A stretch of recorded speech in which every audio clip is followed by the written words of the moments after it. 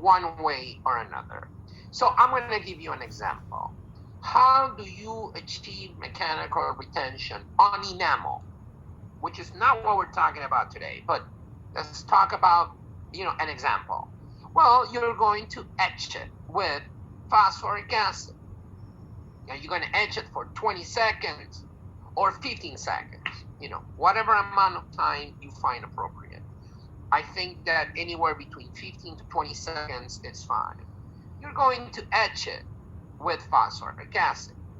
Once you rinse the phosphoric acid, you will have achieved mechanical retention on enamel. Now, let's think about, let's say, Emax, lithium disilicate.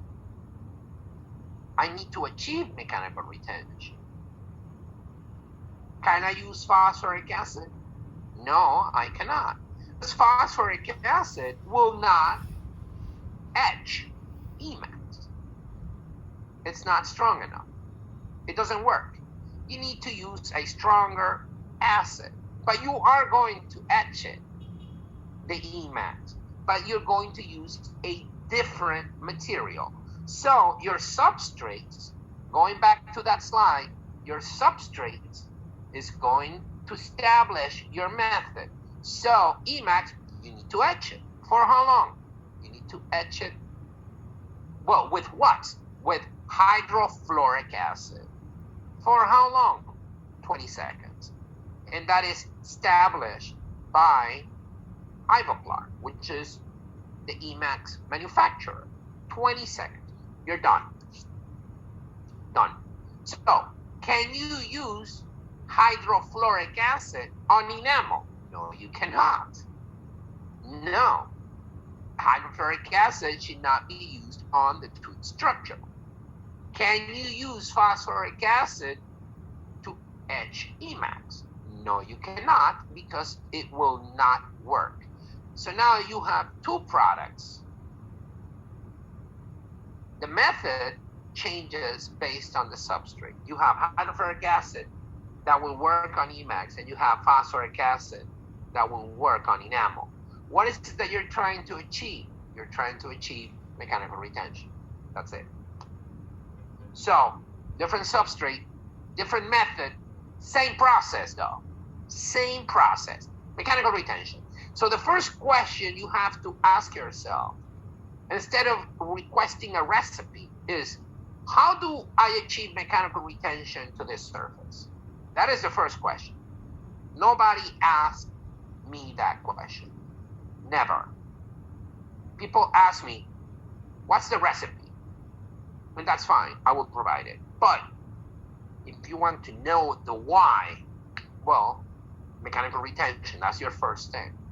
Now, there is a second component of the process, and the second component is called chemical interaction. Chemical interaction is basically what kind of primer or what kind of chemical are you going to put on top of that surface that you have treated for mechanical retention first, okay? And whatever you put in there is going to have to interact, okay? So, enamel, again. What do you put on enamel? Well, you put a dental adhesive of your choice. If you ask me, I will say Allbond Universal, which is the adhesive that Bisco makes, but you can use any adhesive that is designed for intraoral use, okay? A dental adhesive. And then if you need to light cure it, you light cure it, okay? And that's how you achieve your chemical interaction on the enamel. Now let's go back to Emax. Sự Emax là thì mình không thể dùng cái keo dán nha khoa được, bởi vì cái keo dán nha khoa sẽ không phản ứng với bề mặt của Emax. Mình phải sử dụng một cái vật liệu khác có thể tạo ra phản ứng với Emax để đạt được liên kết hóa học. Và như vậy mình sẽ sử dụng silane. mình sẽ sử dụng vật liệu tên là silane, nó không có tên tiếng Việt, nó là silane. Bây giờ để tôi nói với mọi người này. Ví dụ nhé, tôi ở đây tôi không nói là cái quy trình gắn dán trên cái cùi, mà tôi sẽ nói về quy trình gắn dán lên cái sứ thủy tinh. Nó rất là khác. Ok. Nếu mà tí nữa mọi người có câu hỏi thì vui lòng mà chỉ hỏi về cái bề mặt của zirconia thôi.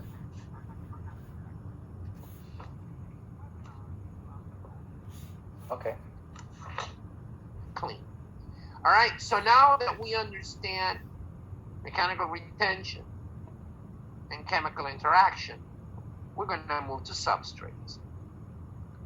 When you think about substrates, there are so many different ones, so many, and they're going to be more as as companies evolve and they develop new materials. There are going to be so many. You have zirconia in 3 types. You have the 3Y zirconia, which is very opaque but very strong. And then you have 4Y, which is kind of a little bit of translucency, not as strong, but still strong. And then you have the 5Y. The 5Y is a translucent zirconia that now you can use for veneers. In the static region, very nice. Not as strong as the 3Y or the 4Y, but still super strong compared to Emax. So now you have a very strong and aesthetic material, and that's just zirconia. And you have all these different brands. You have Glidewell, you have Noritake, you have Zirconzan, you have, so many different types, different brands. All right, so I'm going to, hold on a minute. I'm going to mute myself for 1 second. There's something going on here. I'm at my house. Just 1 second, I'm going to apologize, okay? Just one moment.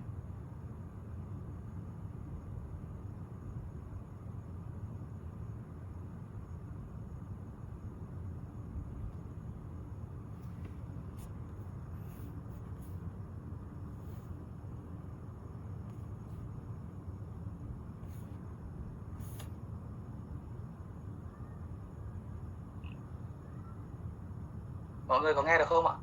Còn nghe được mình nói không ạ? Ok, cảm ơn mọi người. Đủ to rồi chứ ạ? Tại vì em đã dùng cái mic rất là tốt rồi.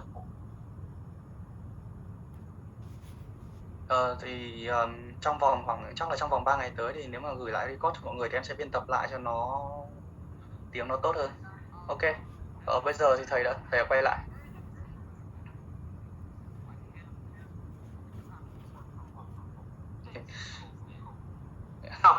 Thank you, COVID. So yeah, I'm having an emergency. And at the same time, I'm doing a webinar to my friends from Vietnam. I have to take care of the emergency. So thank you very much for being patient. Okay, so now there are so many substrates, so many different substrates. And they're going to be more and more. Now you have the lithium disilicates, you have the lithium silicates, you have the feldspathic porcelains, and now you have these hybrid ceramics in the market. You have composite, super strong but super nice, and everything comes in blocks and pucks. Everything can be milled in a machine.